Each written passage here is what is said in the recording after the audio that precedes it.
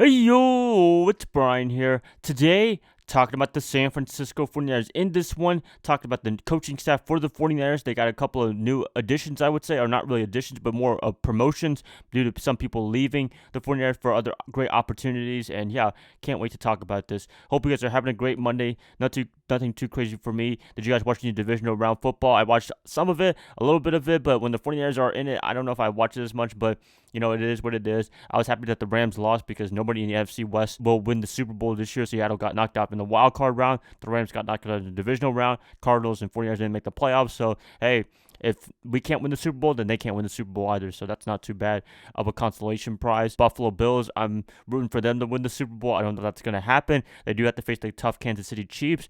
Patrick Mahomes is going to be out for a little bit, but I think he's going to be playing this week some way, shape, and form. So I'm excited for that matchup in particular, and to see Tom Brady versus Aaron Rodgers in a playoff game. That's going to be exciting as well. But anyways, let's talk about the 49ers. I'm excited for this whole thing going forward for the future of this team. They have a couple of new additions, but first, as you all know, Robert Saleh, our former defensive coordinator, he is now with the New York Jets as the head coach. I can't wait to see what he does with that team. I hope he can turn around really, really soon, like a Jim Harbaugh-esque type of coaching job where he just comes in there and transforms the team into a great one. And this is a completely different hire than Adam Gase. His predecessor, Gase, was quiet.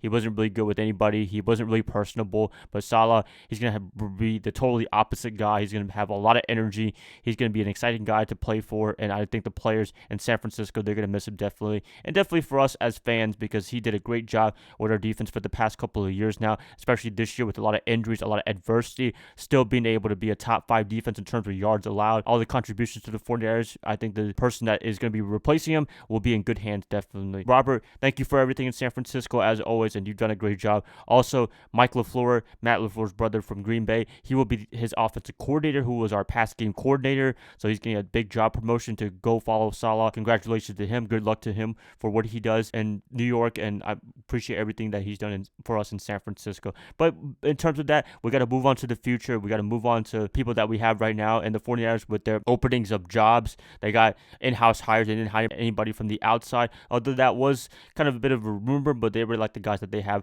right now in the coaching staff. DeMeco Ryans, former NFL player, Pro Bowl, All-Pro guy. He is going to be our defensive coordinator. He was currently the linebackers coach prior to that, so he's trained guys like Fred Warner, Dre Greenlaw, Quan Alexander when he was with us.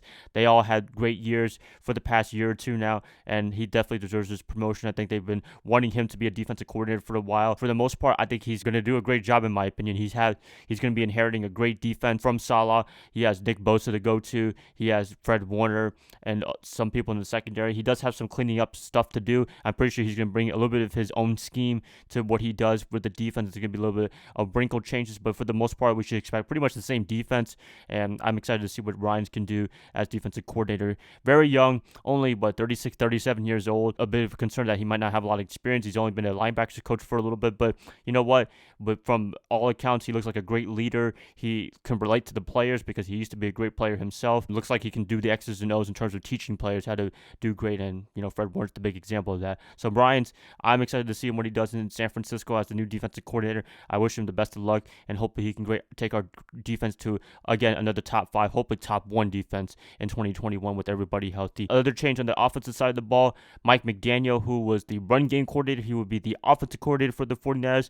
This is a big promotion, to say the least, but at the same time, Kyle Shanahan, he's not going to be giving up his play calling anytime soon, so this is kind of like a situation with Andy Reid and whoever his offensive coordinator, whether it's Doug Peterson, Matt Nagy, or this time Eric Bieniemy. I mean, they have some input on what they could do on the offense, but mostly the shot caller, play caller is Andy Reid in Kansas City. It's going to be kind of the same thing, but I think McDaniel, he's going to have a lot more responsibility. He's going to be advising Kyle Shanahan, I would say, in terms of not just in the run game, but also in the passing game. He's been a big integral part of our offense and the way it's been shaped for the past couple of years, along with Bobby Turner, the running backs coach, and I think he's going to do a great job in this role. If he does well, if Kyle Shanahan and him can guide this team to a top 10 offense, then he should be getting a head coaching opportunity really, really soon. These guys can have great performances, not just for the team, but also for themselves, because I'm pretty sure when you get elevated to a certain position, you want to be a head coach, and that's really the end game for everybody that is in a coaching staff, or if you want to stay as a coordinator, that's fine, but if you want to be a head coach, you got to start as a coordinator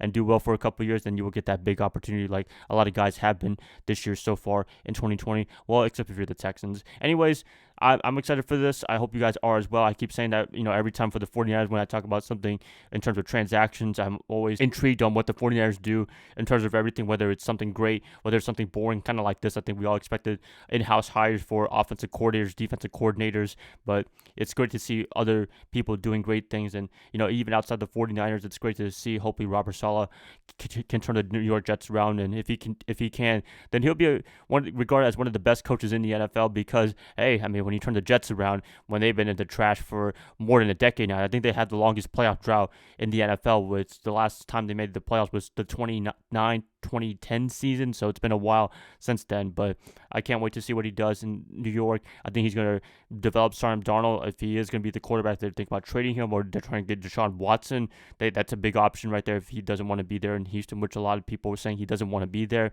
and the defense needs a little bit of work. They don't really have a lot going on.